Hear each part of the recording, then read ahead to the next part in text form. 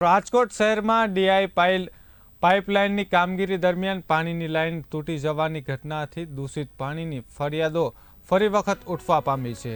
તો ward number 13માં દૂષિત પાણી અંગે અવારનવાર લેખિત વિગતો સાથે રજૂઆત કરવામાં આવી હોવા છતાં તંત્ર દ્વારા કોઈ પગલાં ન લેવાતા સ્થાનિક મહિલાઓએ વિરોધ નોંધાવ્યો હતો.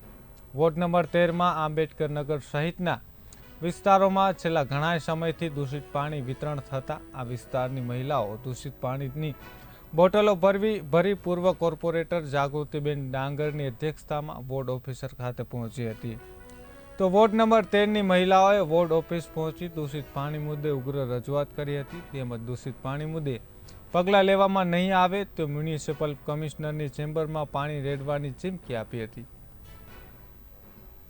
મારા વોર્ડ નંબર 13ની અંદર આંબેડકર નગર 6 નંબરની અંદર છેલ્લા 20 દિવસ આમ તો જો કે આખા વિસ્તારની અંદર ગંદુ પાણી આવે છે, પણ આ 6 નંબરની અંદર વધારે સમસ્યા છે.